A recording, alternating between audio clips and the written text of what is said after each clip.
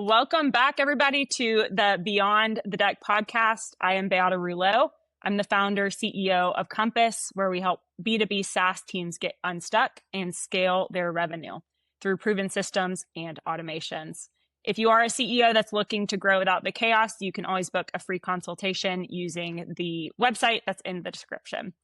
Today, I am joined by Ryan Spilken. He is the Director of Marketing at 1West, where they provide hassle-free small business financing fast. So make sure you remember the fast part. That is very important.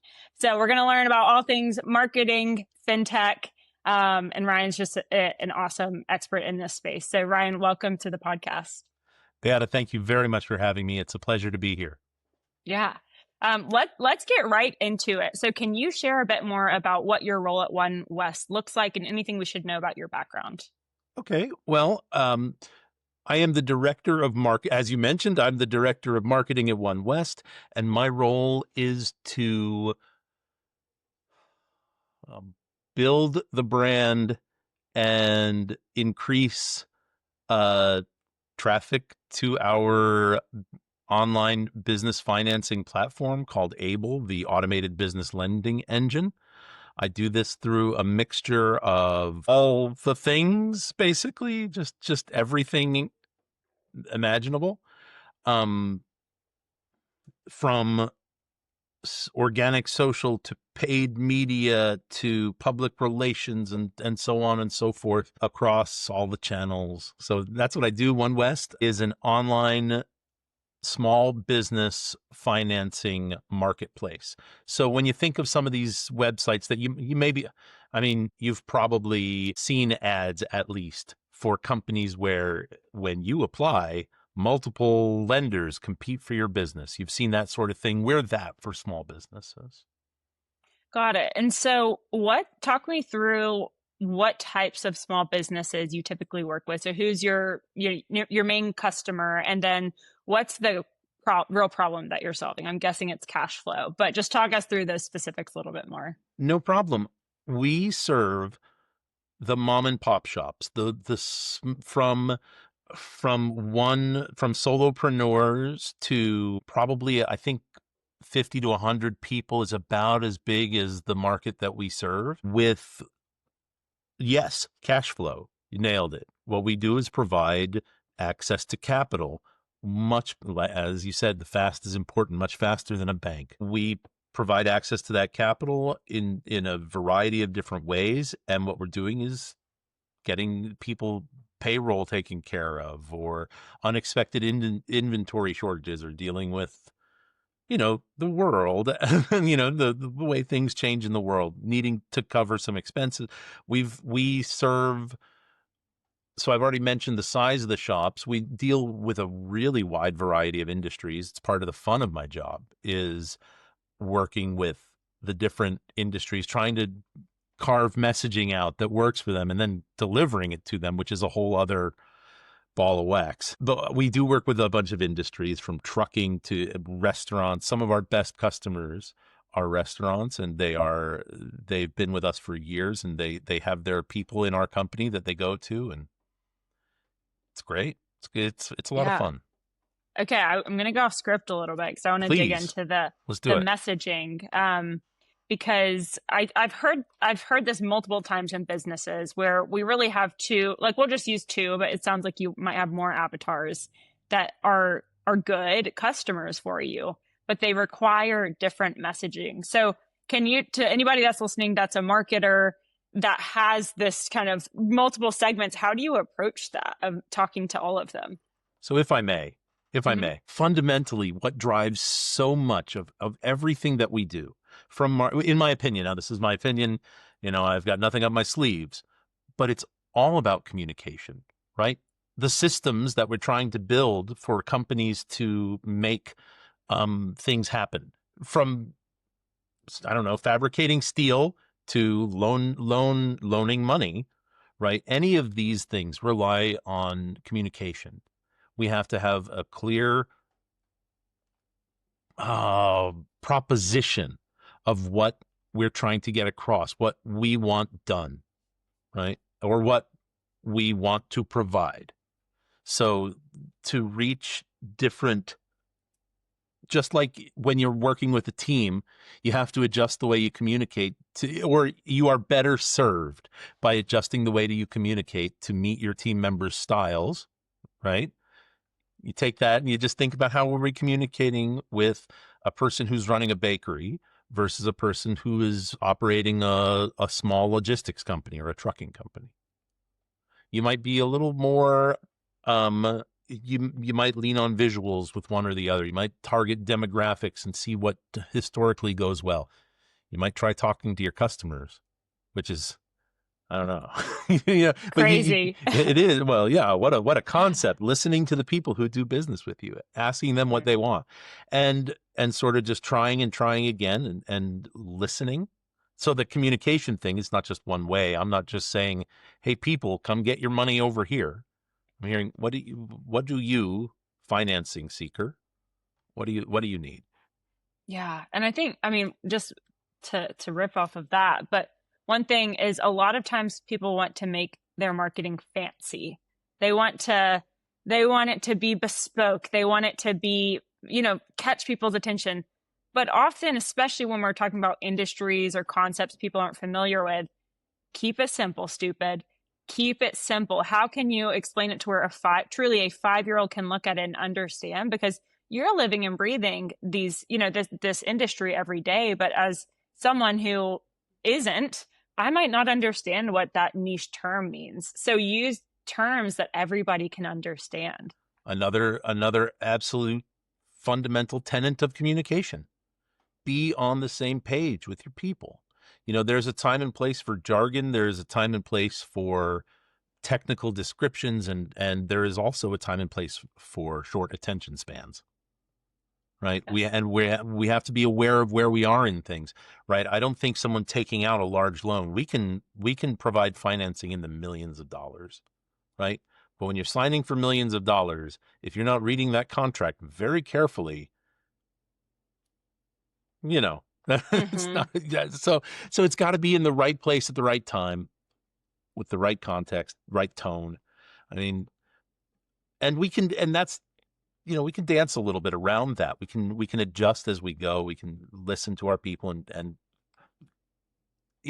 integrate that into a feedback loops of what the messaging they're getting and so on. So you've talked about the different things that you own within marketing. What are the channels that you're seeing work well for the work that you're doing right now? Well, leaning on some of the most traditional elements of online marketing have actually paid off really well for us. I know it sounds so simple. SEO, making a good website with content that is useful, actually useful content.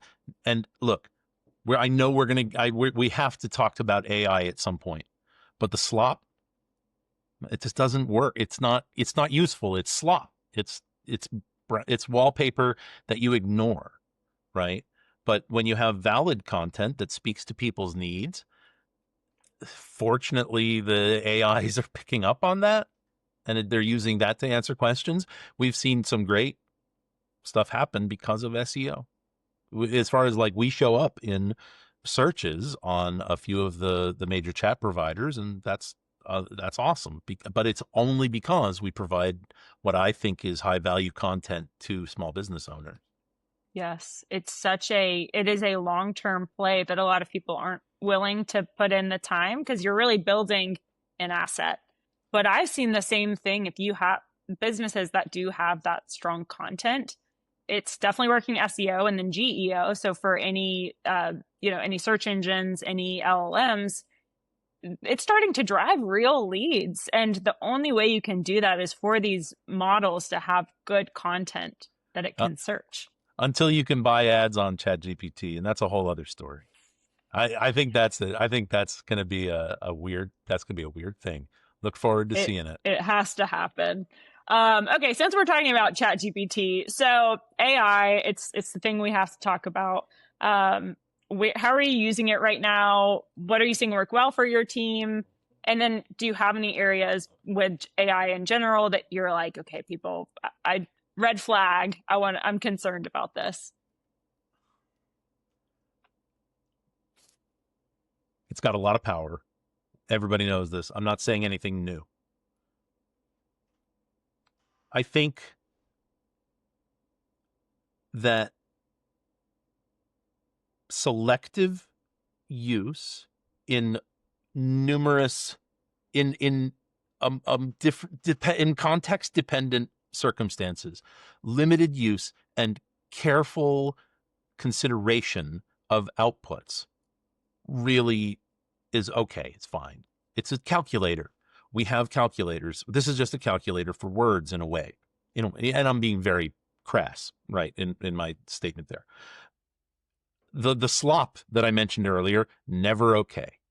I recently, and I guess an ad got through on one of my social media accounts that was clearly an AI rendered image of The Simpsons, where Lisa and Bart had become the same character. Like, it just shouldn't be able to happen. And it cheapens.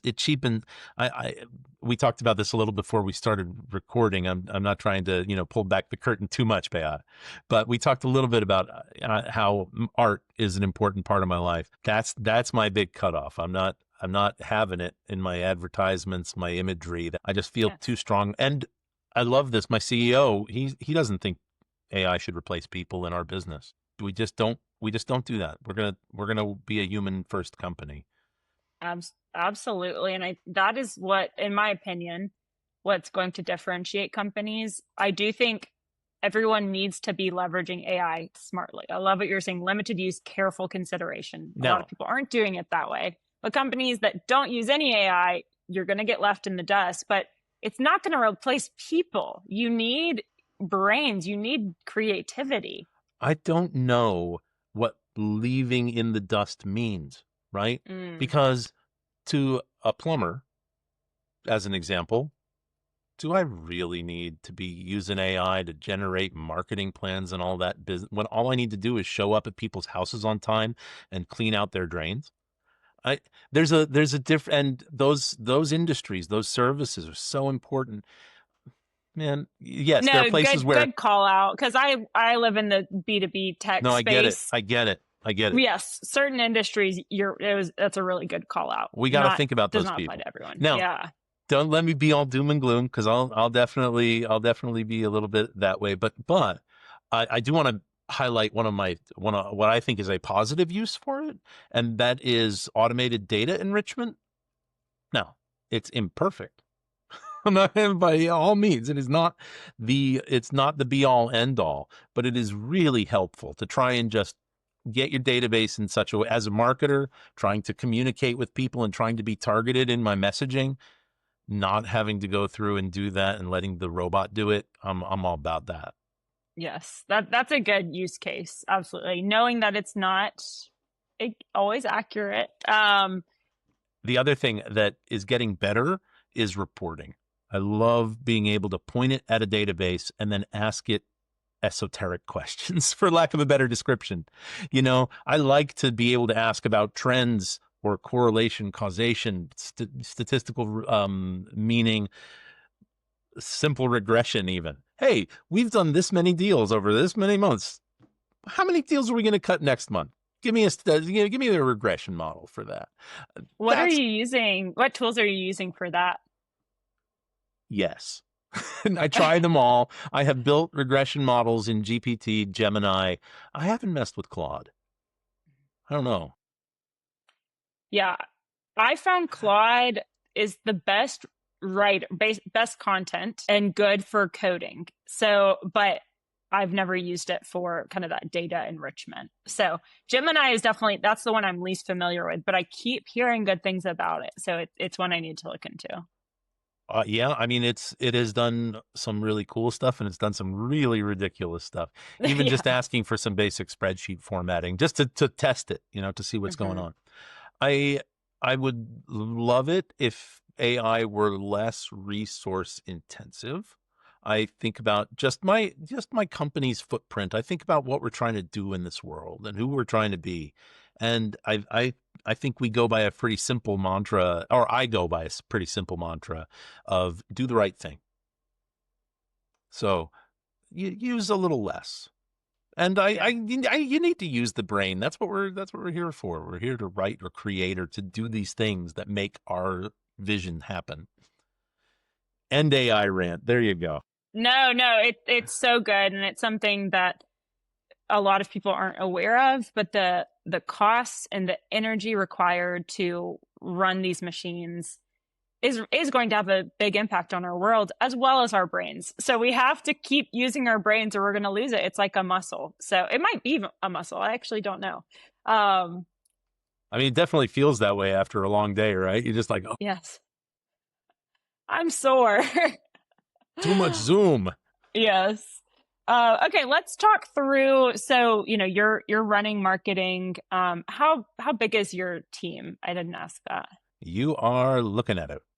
Awesome. Okay, Now, then this question will be relevant. No, it's okay. Well, I should quantify. I work with a fantastic marketing agency, and I kind of work with them to get most of my forward-facing marketing done. I work with a fantastic public relations agency. Can I say their names? Should I say their names? What do you think? Yeah. Okay. Yeah. Well, my marketing agency is called the Reach Digital Group, and I think Jake and the team have done a fantastic job for us. And for public relations, we use Interdependence, and they are just, both of these teams have been wonderful to work with. I've been able to take stuff from one and pass it to the other, and we've collaborated and built. So it isn't just me, but I'm doing it. Yeah. So what part is the most challenging? Because I work with a lot of companies that do have one person marketing teams. What's the most challenging part of balancing all of that? Presence and attention. When everything feels like a spinning plate, in order to really deliver and to land that plate softly, to stretch the metaphor into a really weird place, to do that, you have to be able to shut some stuff off and get the work done. I find communication with my team, with my agencies, to be really crucial. So I try and maintain healthy relationships, healthy feedback loops with them. Internal communication, same thing. Because that's what I was kind of driving at earlier. We're working in this system, trying to make the system encompass more money, right? So that system has to be coordinated in order for it to amoeba-like stretch itself around piles of cash. Yes. So, yeah, that's great. Yeah, I like that focus, that attention, though. That is a really important thing. And being able to, okay, I'm in this conversation. I'm going to just be in this conversation. I know there's probably 1,000 messages happening. It's hard. I'm not going to look at them. I'm going to wait. Yep. It's hard. So as the marketer for 1West, what are the metrics that you are monitoring and looking at to know where are we going? Where should we be going? Okay. First of all, I'm looking at direct traffic. One of my biggest metrics is direct conversion. And when I say conversion, I mean just someone actually finding us and then getting onto our apply site and completing an application. I'm looking for that from a direct source. We deal with a lot of lead partners, because of the way that the business works. So we have hundreds, if not thousands, of leads coming to us every day, and we are reaching out to them. And I am looking at how those are performing. That's an integral part to our business now. But I am so focused on building that direct funnel. That's my jam, my KPI, my number one. And you're saying you're getting 100 to 1,000 thousands, yeah, thousands, if not a thousands, day. yeah. Wow. And how is your team managing that volume? We'll say thousands of leads a day. Well, the majority of the company, we're about a 65-person company, is a sales team. But what we hope to do is bring a person. We would love it if a person could go 100% through our system. And they can. Technically, if you were to apply through our system and you saw an offer that you liked, you could technically go from 0 to funded in a day, right? Not talking to a person, right? You get emails, some texts. We don't call people, right? So if you were to go on, and so you would get on, you'd fill out, you'd get approved, you'd get your offers. You said, I really like this one. Boom, click, sign off, blah, blah, blah, blah, blah, done. I know that blah, blah, blah, blah, blah carried a lot. However, what ends up happening with so many of our customers is that they want to talk to somebody, and just like you would walk into the bank and ask, your neighborhood agent, look, you're offering me this. I need a little more, and I'd like it to be a little less money. Then you have to deal with a person. We're not going to let an AI do that. Yes. That's not going to be, we're going to talk with a person. Our partners who fund, the actual lenders who are offering their product to our merchants, they want people involved at that point.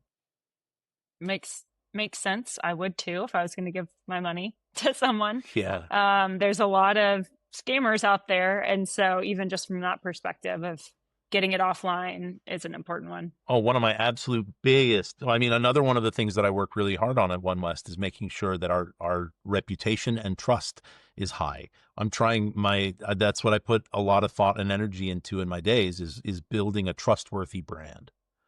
We have like a 4.9, I believe. Please don't quote me on that at this moment, but we're approaching 1,000 Trustpilot reviews, and we've got a 4.9 review rating, Better Business Bureau, and so on and so forth. We respond to every review thing. I work in the operations department of 1West at this time. I'm the first marketing employee, so we're testing me out under the operations wing. I work with a colleague on the ops team who manages a team that responds to every single review. We follow up. That's amazing. Thank you. And it's just such a difference in a world where people don't care. They're on to the next. Who cares if you didn't have a good experience? We'll just go find someone else. Yep. That is part of the leadership's team's vision, is to make a long-standing, reliable, technologically based and hassle-free financing platform. That's their vision. So I'm just working to deliver that. Yeah, it's really pretty cool. Not too bad. So as we're at the end of 2025, heading into 2026, what is 1West? What are you focused on for the next year in 2026? Providing more value to our merchants. How else can we provide them with money solutions, right? Which are the best offers that we can give? We want to be able to reach people in the best place for them at the right time. We're really interested. So something I've been working to figure out, right? Let's say a merchant, because people are habit-based. I'm going to that's most people. I want to, all necessary disclaimers. Most people are habit-based. So somebody is a craftsman, right? They do spend their day wood carving widgets, all right? And they love to do their online shopping at 10 p.m. on Thursday night. That's when they shop. That's when they apply. That's when they're doing their stuff for their business for the rest of the week. Thursday night, that's my stuff. Why aren't our communications coming to them when they like to be working? Right. So that's a big thing I'm looking to figure out, is how to get some automation. Lots of automation is good. Lots of varieties of automation are good. Lots of automations is another story. So that's a big thing I'm working on, meeting people where they are when they're there. Yeah, that's so important. And for the company, so you said 65 people. As a company, are there any big initiatives for 2026, big growth goals you're trying to achieve as a team? Well, last month we launched a Spanish version of our automated business lending engine, Able. So now Spanish-speaking Americans can head on to our platform and choose Spanish as their native language, and then they'll also work with a Spanish-speaking representative if they choose to. All the text messages are in Spanish, and we're monitoring that from a language-centric view. Building that pipeline up is important to us. Also, one of the biggest hurdles to finishing an application with us is being able to conveniently upload your business's bank statements. So we have a really cool technology that we are implementing in a few days from the day of this recording, and fine-tuning that experience for the customer, fine-tuning the customer's experience with us in general. That's going to be our big thing for Yeah. next year. No, that's so really smart and awesome to the expansion to Spanish speakers. Oh, thank you. And then, yeah, user experience, people focus on that. It matters. You got to keep people in the funnel. People if they get blocked, they're going to X out and on to the next. Right. And so reducing friction, all about it. Yeah. Okay. This has been awesome, Ryan. If people want to connect with you, follow along with 1West, what are the best ways for them to do that? You are welcome to connect with me on any social media platform I'm on, which would be Facebook and LinkedIn, or you can find me at Ryan Spilken at 1West.com, or for a good time, call 1-800.